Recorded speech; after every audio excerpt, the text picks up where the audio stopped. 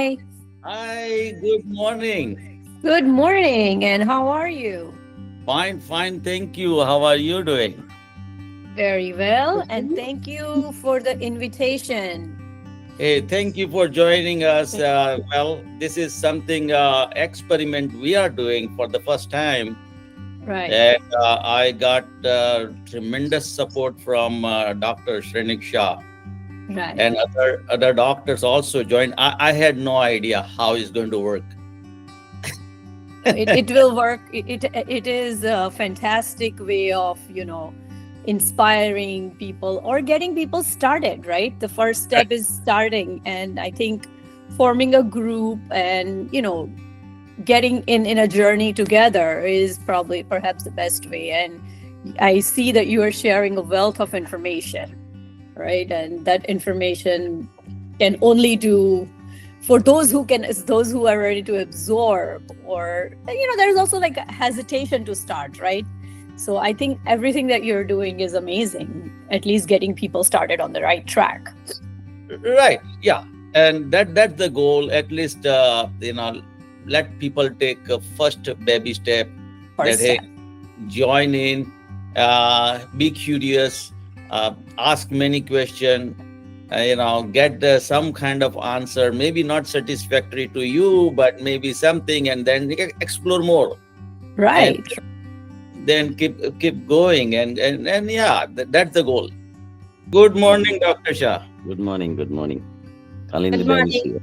Good morning, Dr. Shah. How are you? Good morning, Kalindi. How is All life? good? All good.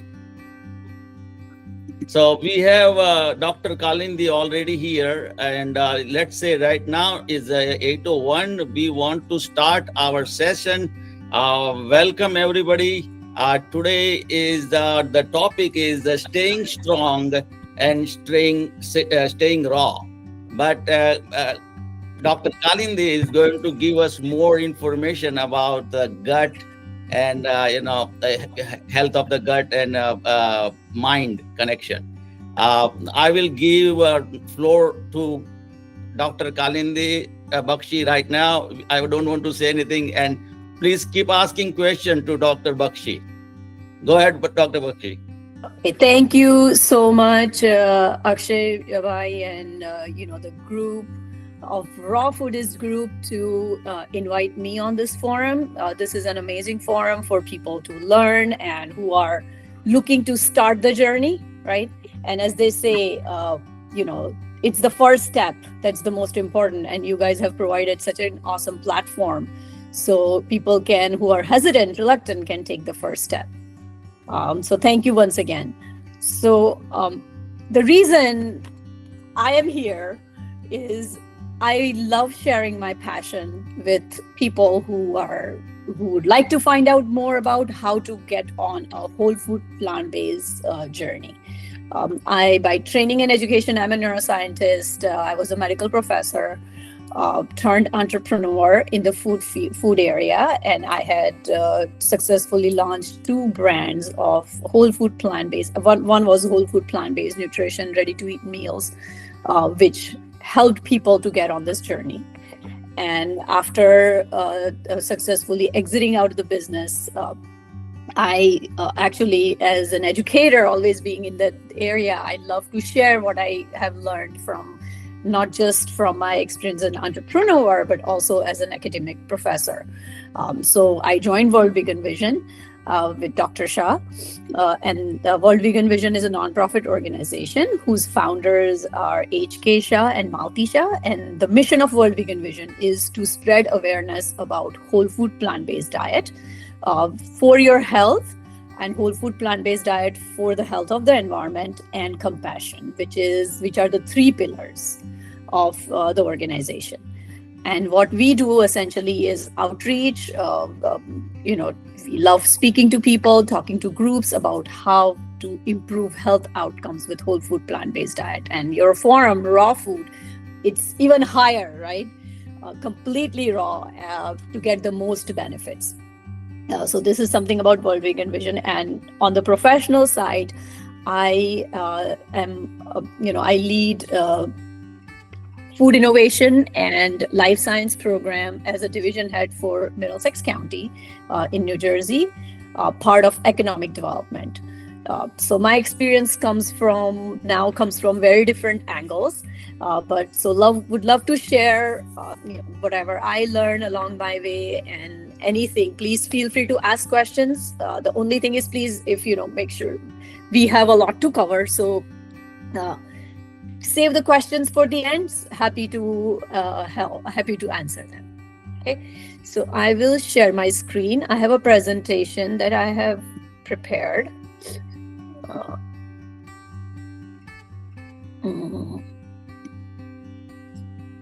Okay.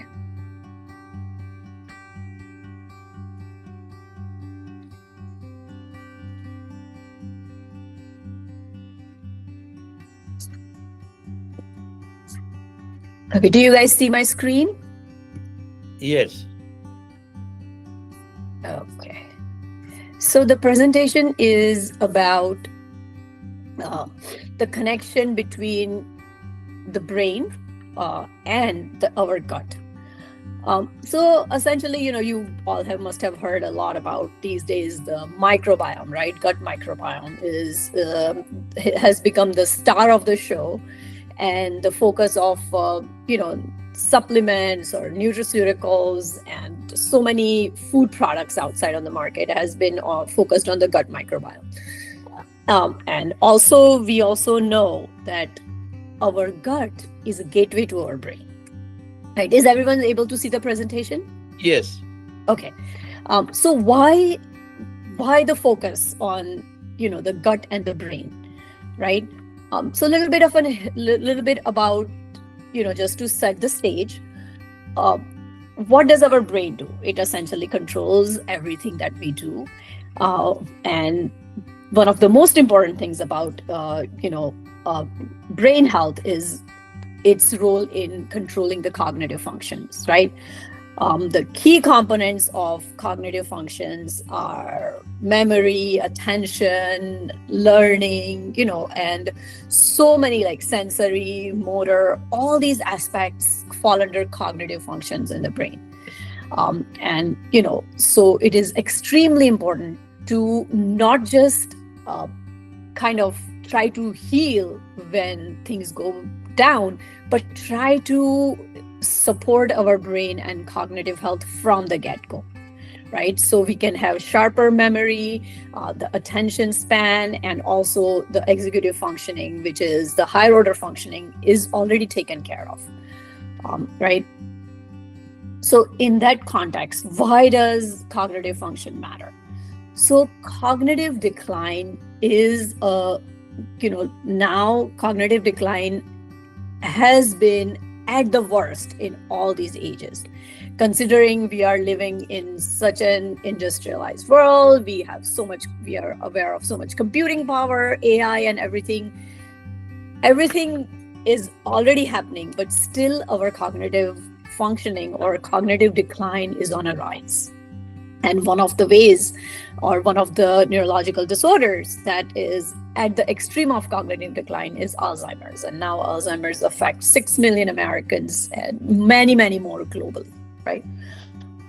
So why is all of a sudden there is this big shift in cognitive health declining? A lot of research now focuses that, that gut could be one of the ways, or the gut health could be, poor gut health could be leading to cognitive decline, right? So to set the stage, what are the key players in this, in gut and brain connection? So our gut, which is our gateway to the brain, or vice versa, so houses microbiome, which is trillions of bacteria, viruses, fungi, and a lot of the flora of the gut contains more than the galaxy stars in the galaxy. They have the microbiome. Now, what does it mean, right? So our gut microbiome is our signature, every ethnicity, every population has a very unique fingerprint or their gut microbiome. And our gut microbiome is also a gateway or connects to the brain. And our brain houses, as you all know, billions of nerve cells, and it has the way brain plays is it has key neurotransmitters or chemicals which are involved in transmission in the brain. And now we are also learning those neurotransmitters are not just related or sitting in the brain, they are also communicating to our gut and rest of the body. And the other player in this gut-brain connection is also our immune system. So we need to understand that our gut, our brain, everything within the brain and our immune system, they are in constant interaction with each other and constant communication with each other, right? So one of the things what I'm trying to establish the connection is, all these key players are constantly communicating with each other. And what is that known as is gut-brain axis, or the communication between gut and the brain is known as the gut-brain axis. And any dysregulation within this axis leads to neurological disorders like Alzheimer's disease, Parkinson's disease, any emotional or cognitive or mental changes in mental states like depression, stress, anxiety. And now in the recent decade or 2 decades, that these gut-brain axes have also been involved in neurodevelopmental disorders like autism spectrum disorder, ADHD. So, research has been making more and more connections between this microbiome that is sitting in lining your entire gut and the disorders that are happening at the higher order. So what is this connection? So as I said earlier, vagus nerve is, the connecting link between the brain and our gut. And the gut is often referred to as the second brain or the enteric nervous system. Now, this gut has, as I said earlier, its own neural network, its own neurons that are independent. And also, these are independent, but they are also connecting to the brain through this, important link of vagus nerve. And this network of neurons, which are within the gut, they are constantly in communication with the gut microbiome, which are the bacteria, the fungi, the millions of microbiomes, trillions of microbiome cells that are sitting within our gut. So the gut microbiota or gut-brain axis has been shown to be, the root cause of so many different kind of, not just disorders, but also the health, right? So the health of the gut is extremely important when we are thinking about the health of our brain.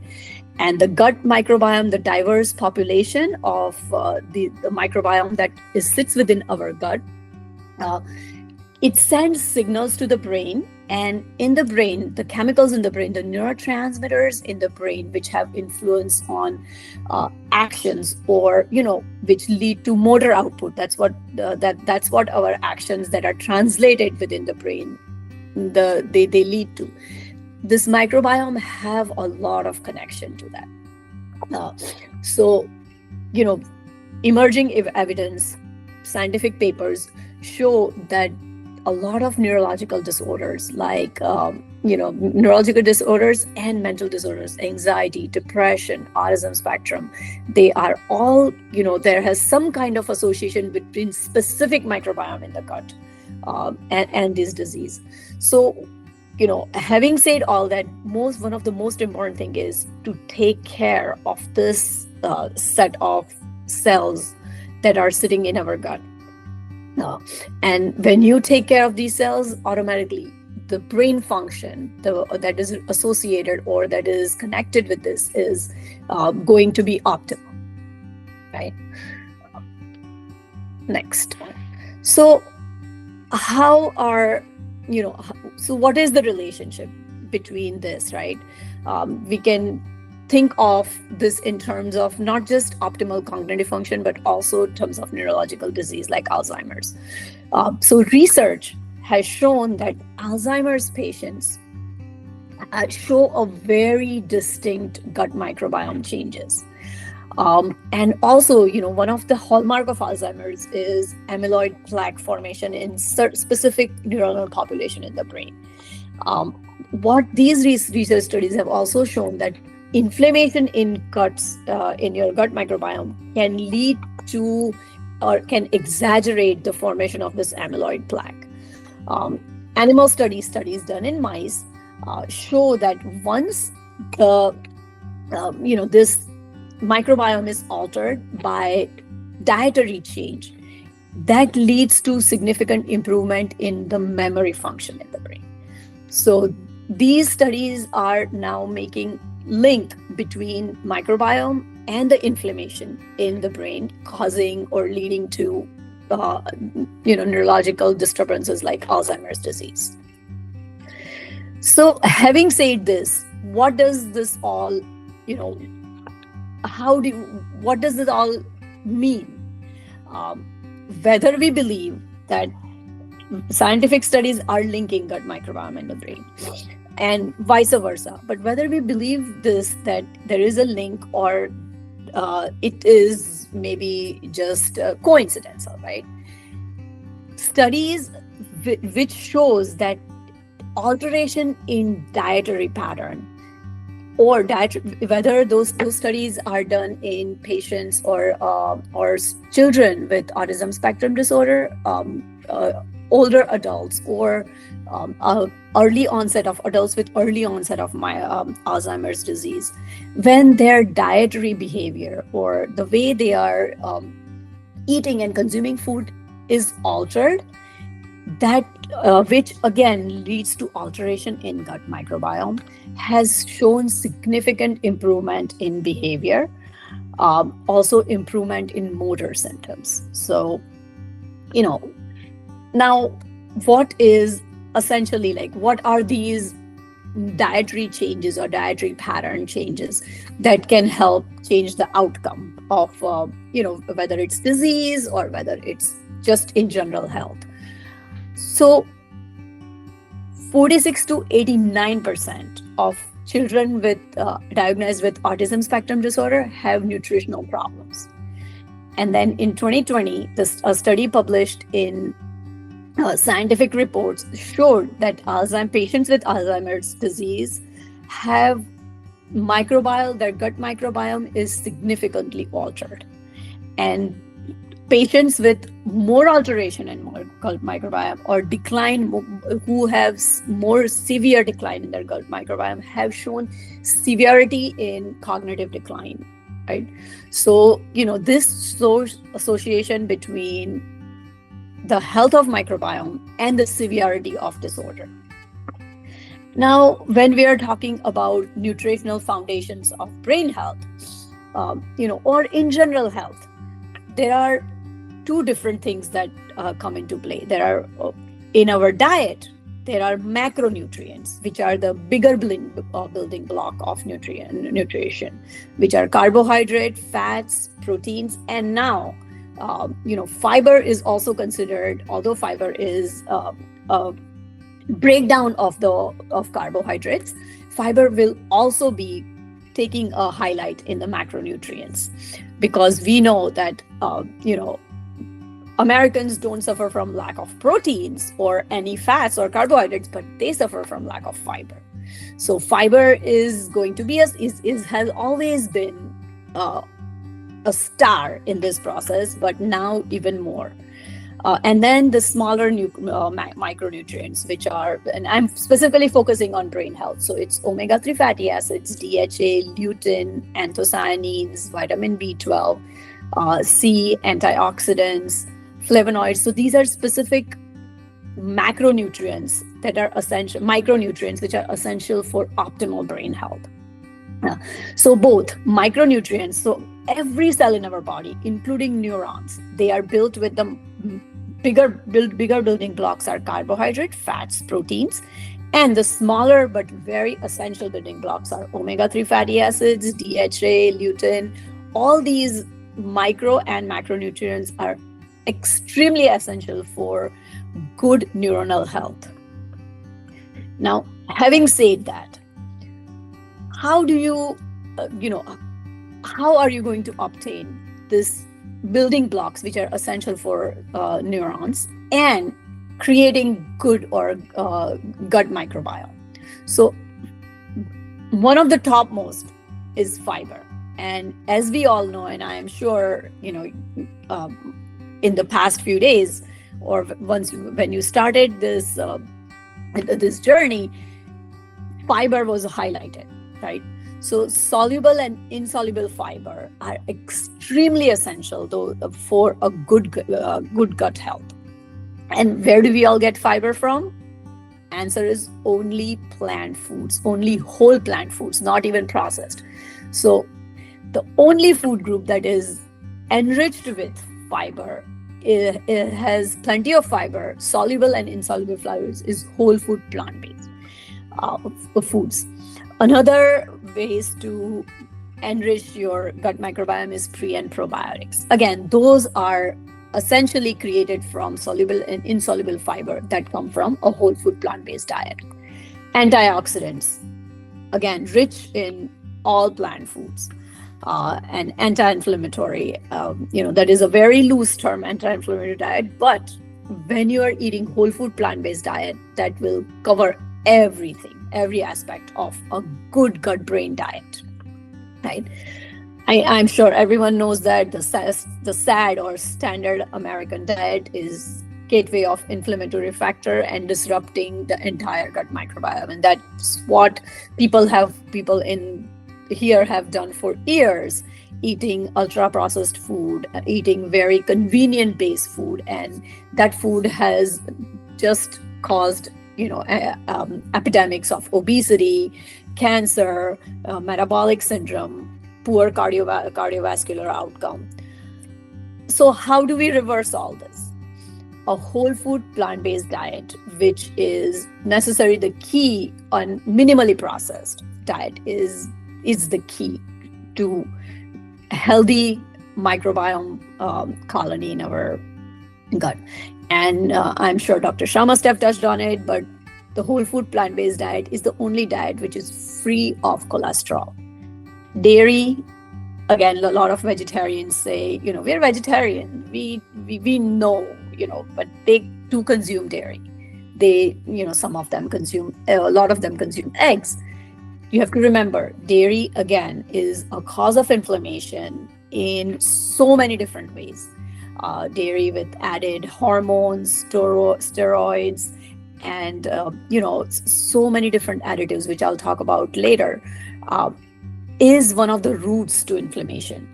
And, we forget that dairy is, dairy being an animal food, it has cholesterol. So any animal food, any dairy, eggs, everything has cholesterol. A whole food plant-based diet or plant-based diet is the only diet that is free of cholesterol. And that's the diet that is a natural way of keeping your gut happy and your heart health and much more. And as you know, that our body, cholesterol is a very necessary molecule for our body, but our body has a machinery to produce the molecules that are necessary for survival and health, right? And fiber sources, I'm not going to go deep into it because I'm sure it must have already been covered, but soluble fiber and insoluble fiber, those are, obtained from foods or complex carbohydrate. Now, one thing about complex carbohydrate, something that is very essential to understand, within the macromolecules in our body, which are namely the carbohydrate, fats, and proteins. So our body can very easily or relatively easily, it can break down and digest proteins and fats. But one molecule, macromolecule, which is hard to digest is complex carbohydrate. because complex carbohydrate, I'm not talking about simple carbohydrates. Simple carbohydrates are, simple sugar, white bread, all, the things that are made with, I would like to say all the things that are white flour, that are simple. But the hard thing for our body to break down are complex carbohydrates. And why? Because complex carbohydrates contain multiple chains of sugars. And while your body is attempting to digest complex carbohydrates, it takes a longer time for it to digest. And in that process, another thing it helps, good thing is does it, your sugar level, blood sugar level are not peaked, they are maintained, they are at a steady state when you are trying to digest complex carbohydrate. And since it takes longer time to digest, meaning the filling or your gut is full for a longer time. Okay.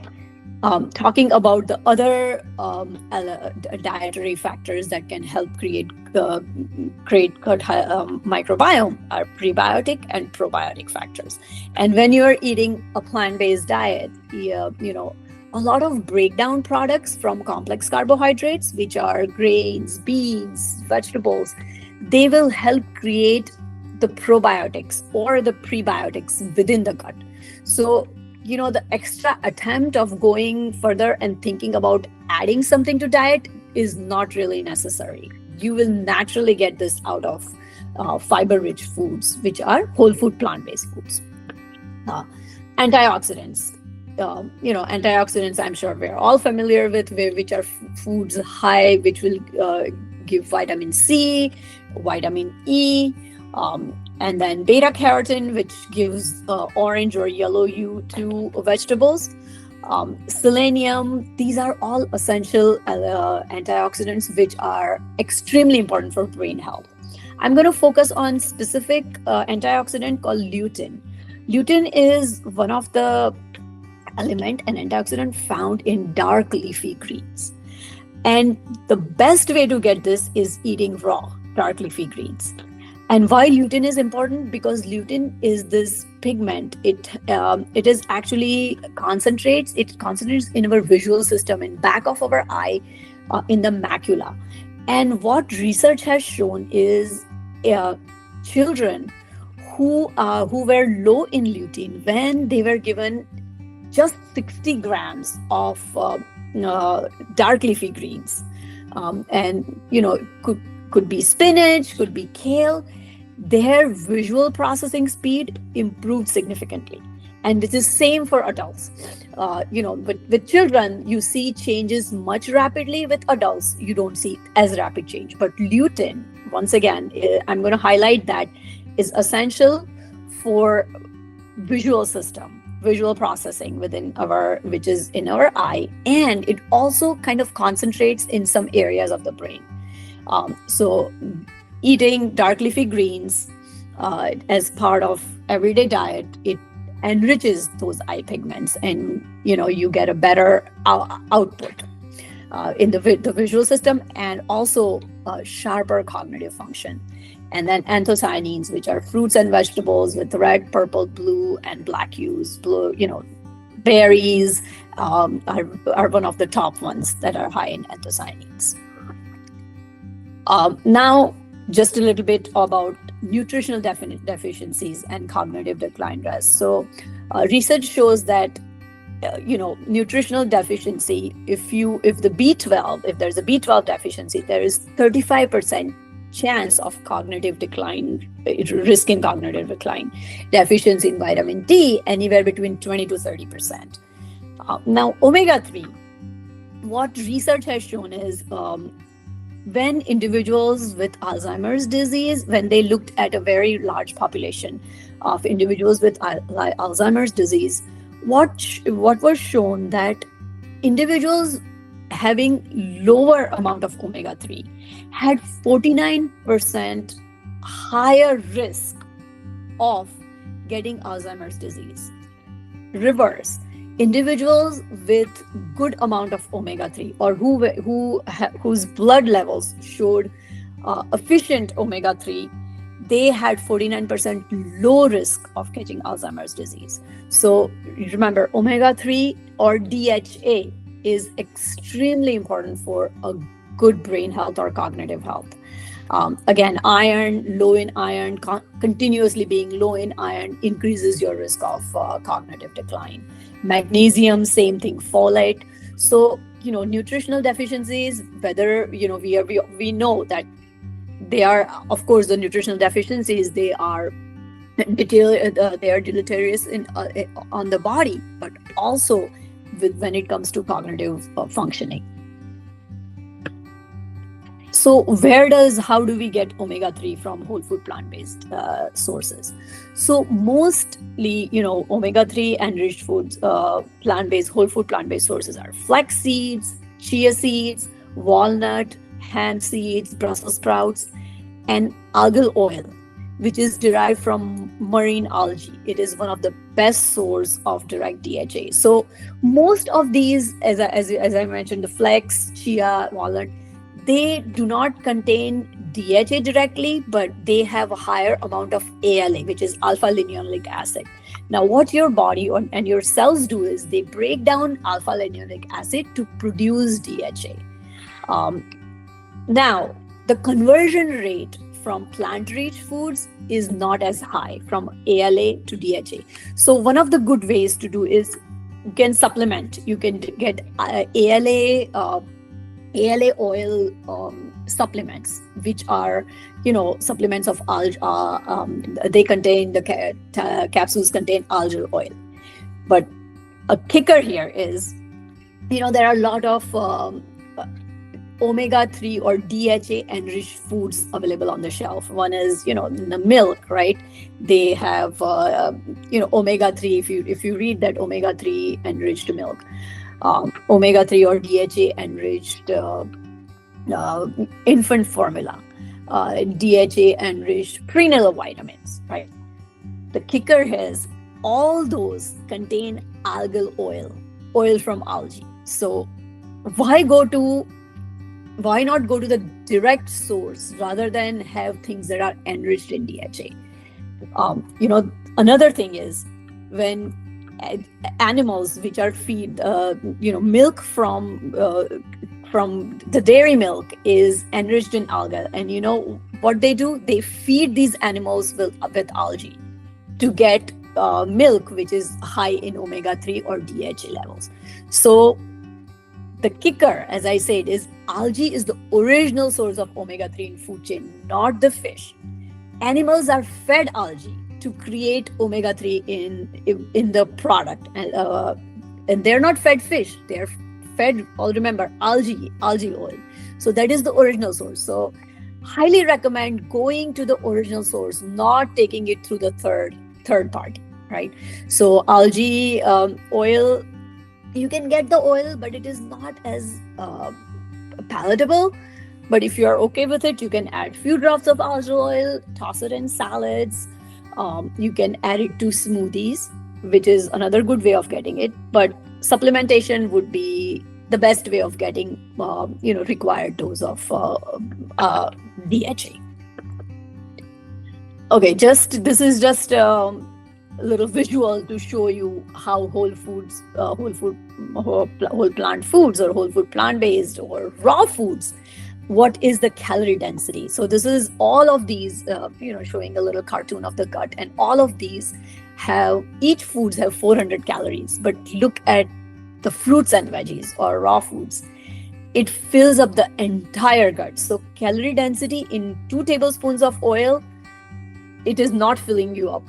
In cheese, again, not. And as they say, meat, it should fill you up. The calorie density is very high, but its fill factor or satiety factor is not as high. The highest satiety factor is from fruits and vegetables.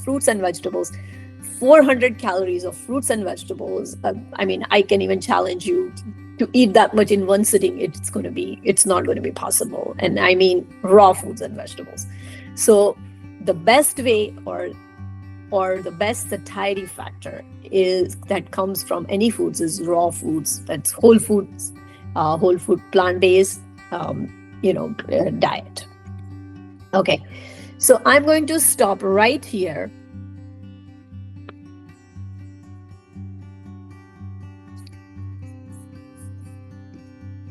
And let's talk about if have any questions so far, or anyone would like to have any specific topic that they're interested in. Yeah, Dr. Bakshi, I don't have a medical background.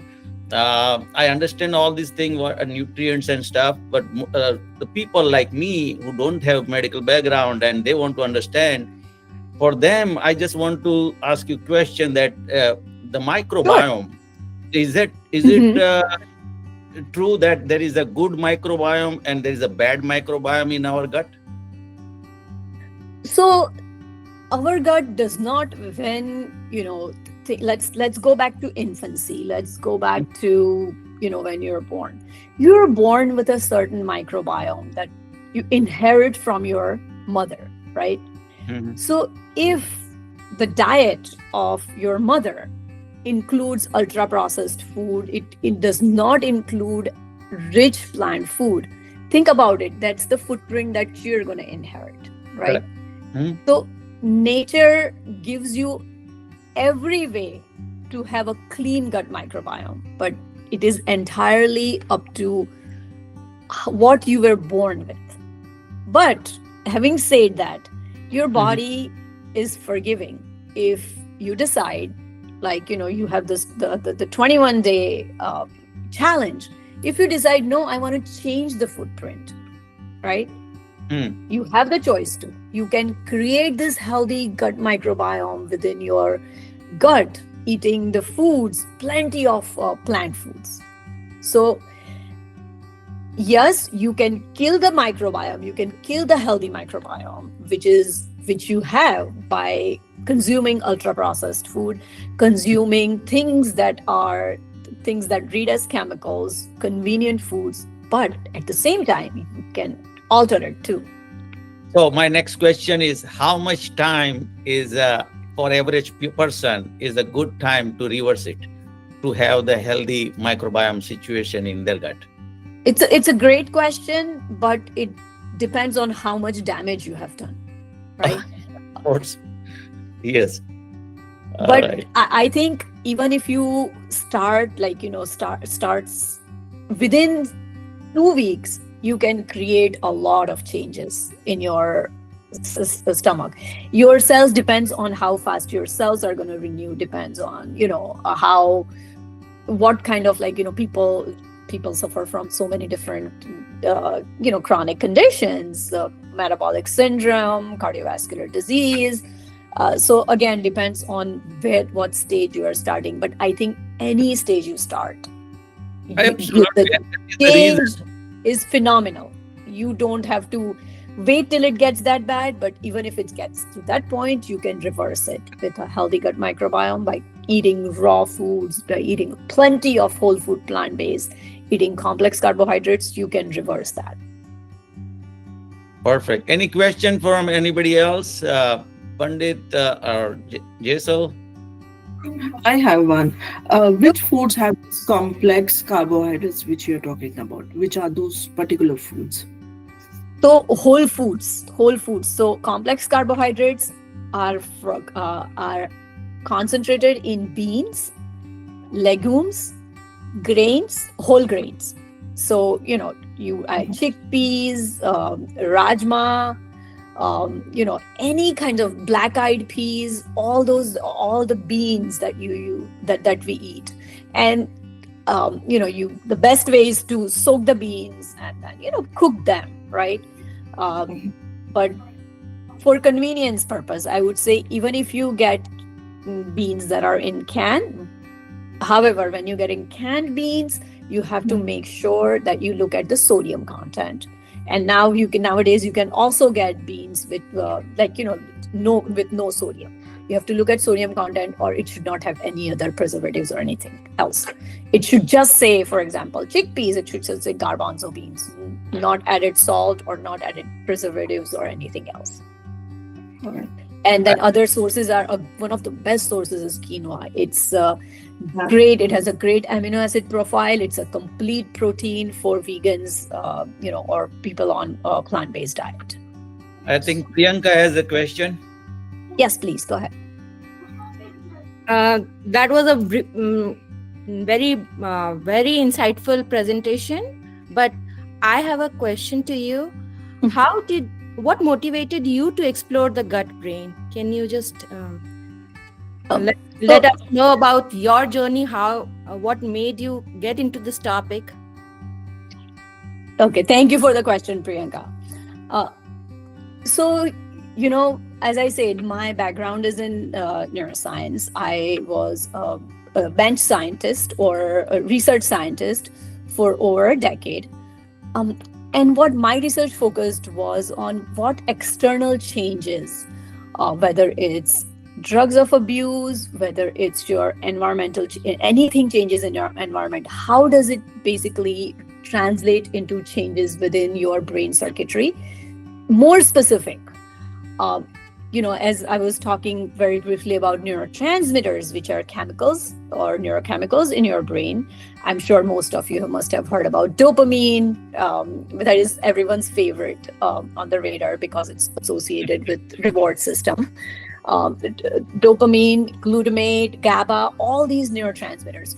All the information within our brain is transmitted by these neurotransmitters. So what I studied was any change in the external environment or within the environment, how can it change the development of your, development of the brain and changes in these neurotransmitters.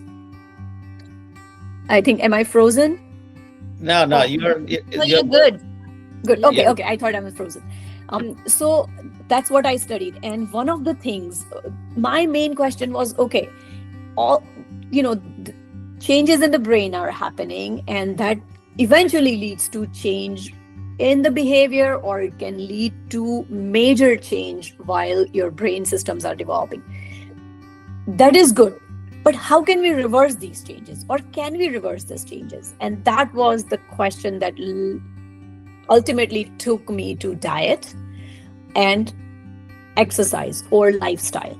So we do have, I'm going to say this, we do have power, or we do have control over our destiny. we have a choice.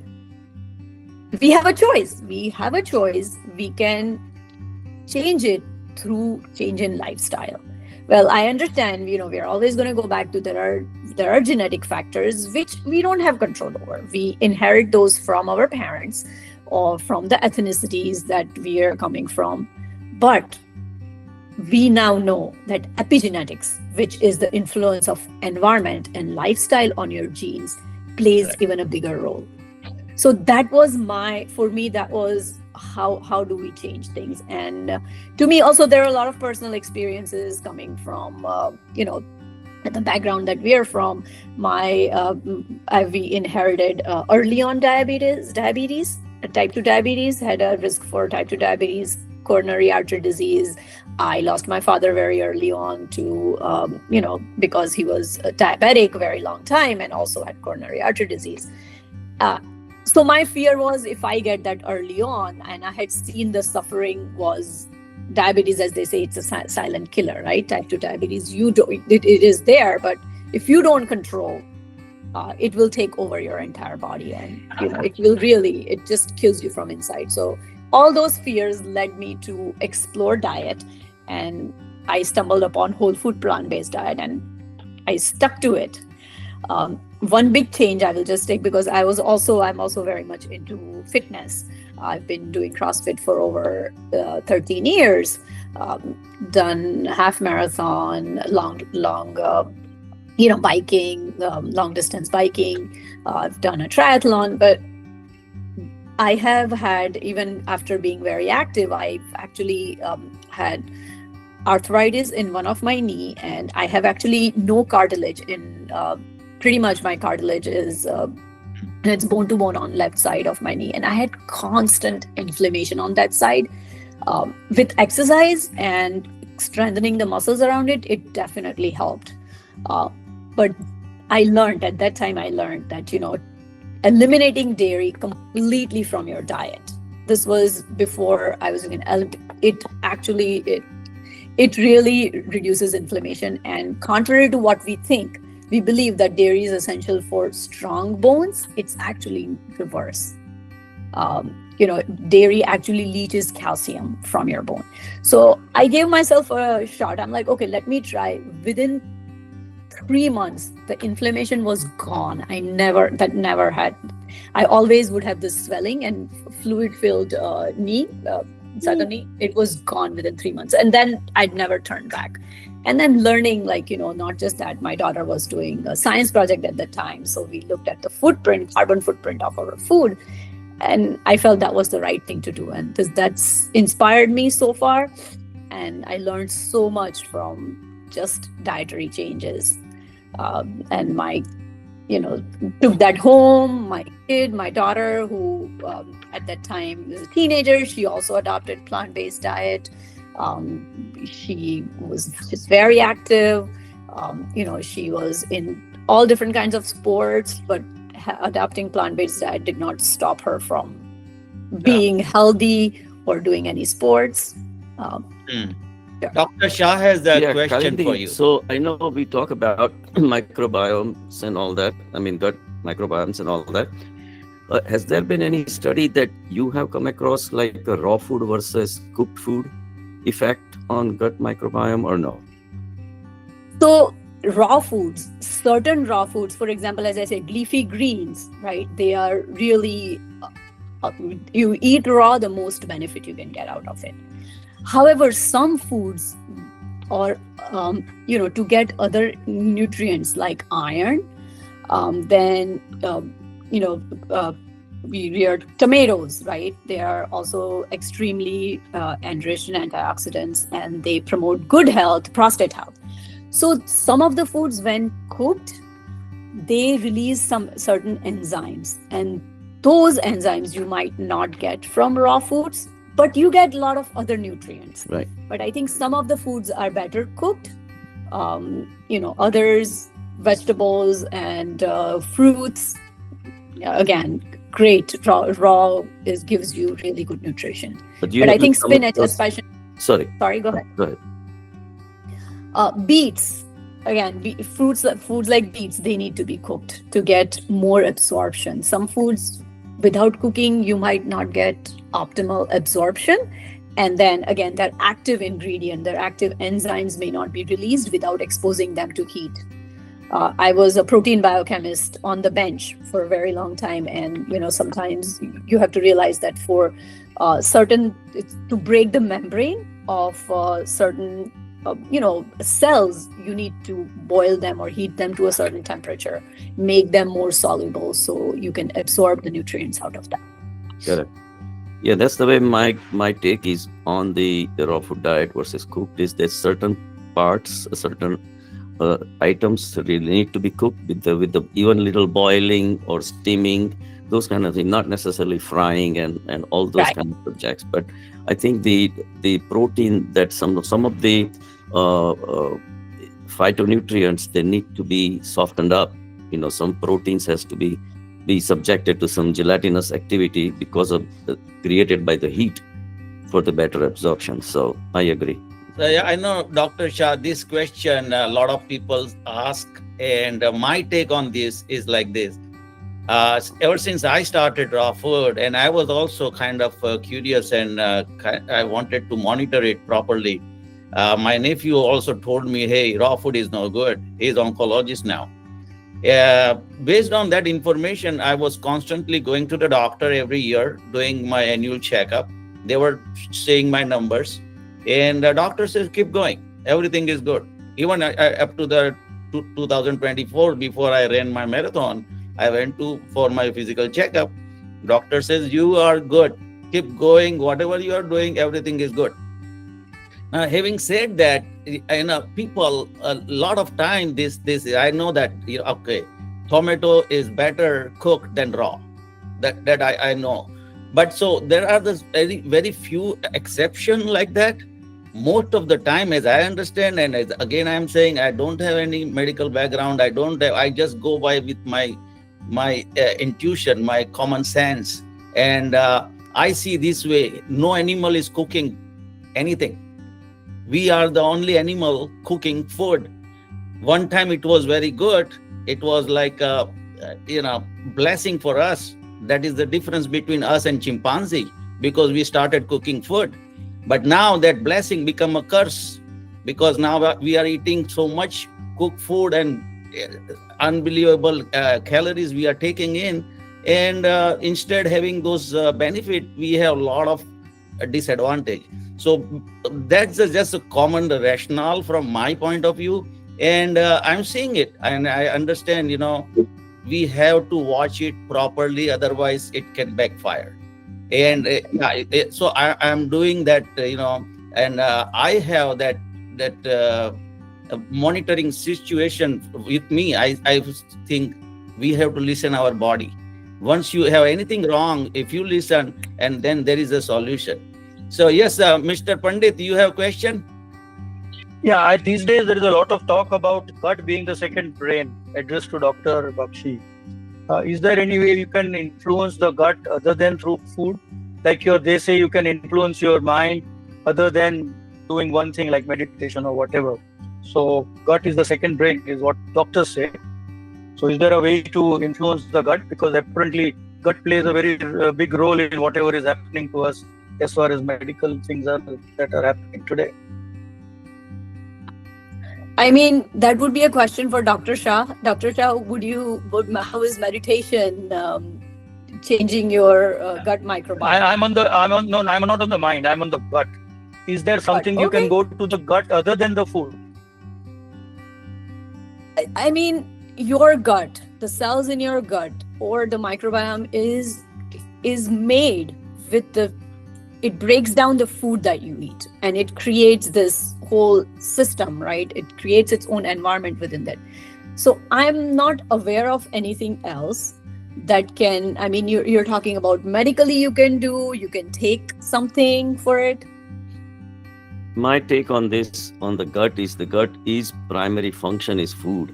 So you cannot really say, I want to twist the gut system in a different way, because it is going to do what it's going to do. So when it comes to gut, the question always goes back to the food. So there is no question about it yet. At the same time, after exhaustive research, they have found out that large amount of serotonin receptors are not just in the brain, but they are in the gut. So now we have started realizing that gut health is more important than we thought. That putting all this junk food, even the eating Western diet has been linked with ADHD. And of course, now, in the, cerebral dementias and all those things also is showing the benefits. So I have people, a lot of with the cerebral palsy in the kids have been affected. I was referring to that if you are in a good mood and you eat good food, you have a good influence on the gut. And if you are in a foul mood, which probably is the origination is in the brain or in the mind or whatever you call it, probably the gut has a different reaction to the food that it is trying to digest. So I was on that lines and not on anything else. Well, you're right in a way. Yeah, I mean, we talked about the making wrong choices, right? Yeah. So whenever desires and it's all not those again the food, doctor. It's not about the food. Food we have heard for last 40 minutes. What is the food? No. So for example, in our system, we are all Indians. Before we start the food, we had a system of offering prayers. Does that sort of simple thing like that, creating a good environment as far as the mind is concerned, and therefore the food that you eat tends to have a better effect as far as the gut is concerned. To me, for that, I would say, like, yes, saying a prayer, definitely, doing something good for yourself, right? Before you eat helps, but you could be saying a prayer before eating a big meal of fried food. That's not going to help your gut microbiome. The only way to help your gut microbiome is have the healthiest, least processed food on your plate. And that is going to create a healthy gut microbiome. Yes, of course, when you are in a good mood, you will eat better. And, but if you have healthy meals, if you have less processed food on your plate, that will definitely improve your mood. That I think, has much higher effect. I think one of the biggest thing that you humans have is gratitude. It's not only about prayer. So I was on a larger spectrum of something to do with things like that, you know.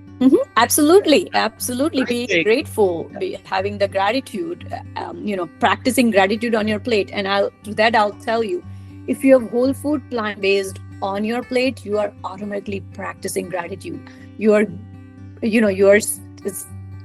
giving gratitude to nature. Correct. You're not eating anything, you're not harming any being on this planet, right? You don't have animal foods on your plate. Correct. It is you're practicing gratitude at every meal, you're practicing peace at every meal, and I'm sure with that diet your mind and body will be increased. So piggyback on Mr. Pandit's question, nowadays FMT treatment is getting popular. What is your take on that? For the fecal transplant, right? Fecal Right. microbial transplant. right. It is one of the treatments that has surfaced in terms of autism spectrum disorder. Also, there was some research in the Parkinson's field that changing the transplanting fecal microbiome from a very healthy population or from an individual who has a very healthy gut microbiome or eating predominantly healthy foods. That their fecal microbiome or their fecal samples are transplanted into individual with either autism spectrum disorder or Parkinson's, and the idea is, once that is transplanted, this individual will grow their own new gut microbiome and will have healthy outcomes. The issue here is, yes, that is something, But do you recommend that is a shortcut for the, let's say somebody do not want to go for raw food, but they want a good microbiome out, let's say out of me, they take Mhm. my microbiome and inject on in their system, and is that the shortcut? Is the good shortcut? So that is what they're doing, is they are putting the seeds. Now, Right. those seeds, if you are going to go back and eat ultra processed food, those seeds will not grow. Okay.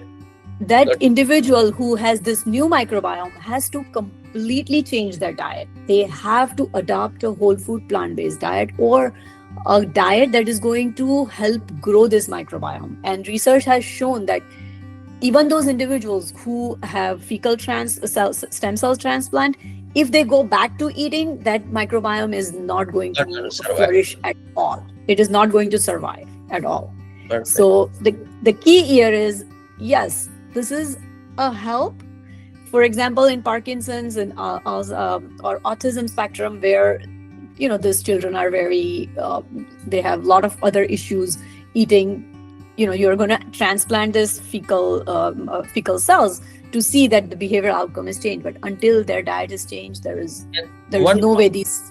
One more question, doctor. You said about omega-3 and it comes from walnut and stuff.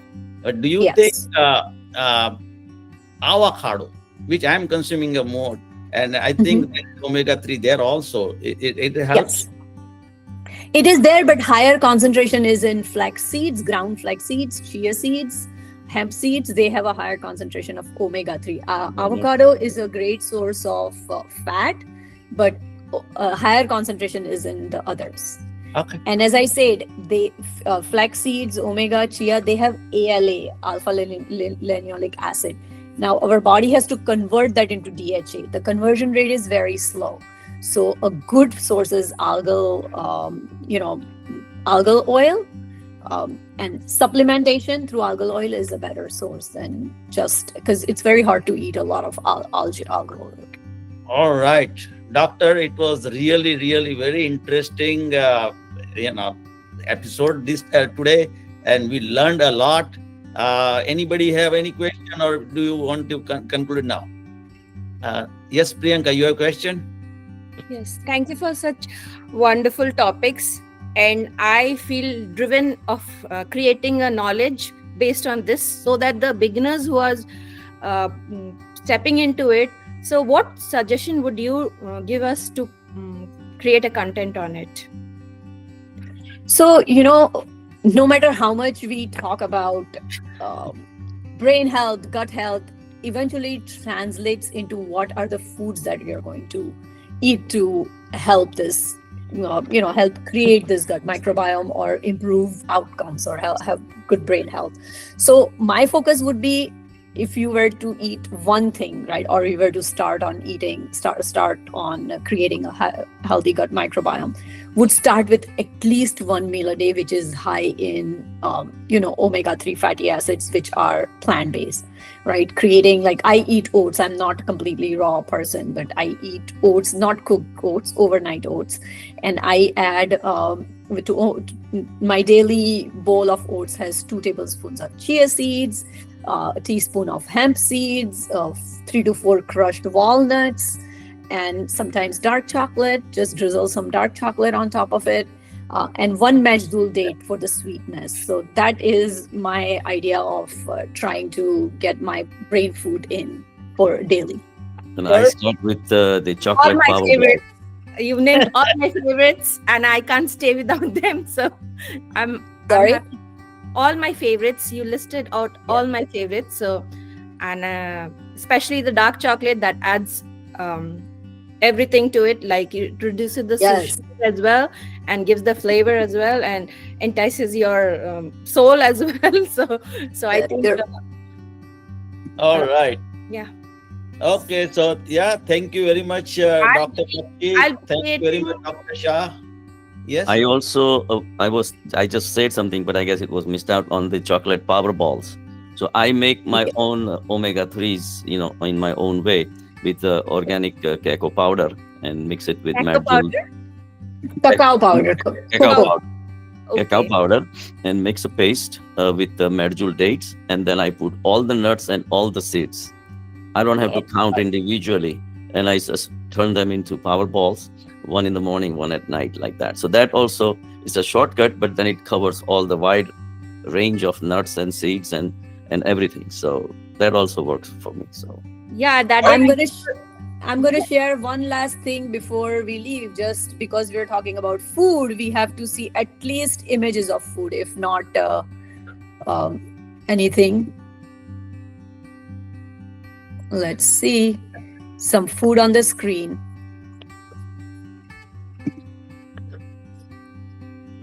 that talcum different to the finger millet, Mr. Doctor? Sorry? How is that talcum different to the millet finger? What is different? I'm not clear. Just now, Dr. Shah told he uses talcum. So when I googled, it was a finger millet. So I'm just curious, like when no, I said organic cacao powder. cacao powder. Cacao powder. Cacao Cocoa powder, yeah. You got it. All right, all delicious food. Wow. Yes. Yum, yum. All handmade Oh. from Dr. Bakshi. Yes, all made at home. Wow. All right. Must Yeah. be yummy. That makes you the sense. Now we should eat that. Yes, it's enticing us to get more into it. You are in New Jersey, right? I have to visit New Jersey now. Yes, whenever you All visit, right. please let us know. We would love to meet. We have Okay. the option of How this. humiliated it is, little bit cooked. Oh, well, Sorry? I will manage with it. I will make it something which is not cooked. Not Well, cooked, that's- yes. that's- And we can also do, hopefully time permits, we could do a demo how to create any Wow. of these raw meals. Right. Yes, definitely, Right. definitely. We should learn that also. from I you can whenever make time a meal on fly, and yeah, there is a kind of a creativity works where. So yeah, there is a way to do it, and I have experience for that, so I can survive anywhere. Okay, guys, Thank you thank so you much. much Don't just for survive, this thrive. wonderful- Yes, I Thrive. thrive. I thrive. Correct. Thank you. No, thrive, Thrive. not try. Thrive. Okay. All right. So See you. today's Okay, guys. golden word is Take care. thrive. Golden word is All right. thrive. Just thrive. Thank you so much, Okay. everyone. That was really Thank you. helpful. Right. Thank you. All right. Okay. Thank you. Bye. Thank Thank you, you. doctor. Bye. Mhm. Okay. Bye. Bye.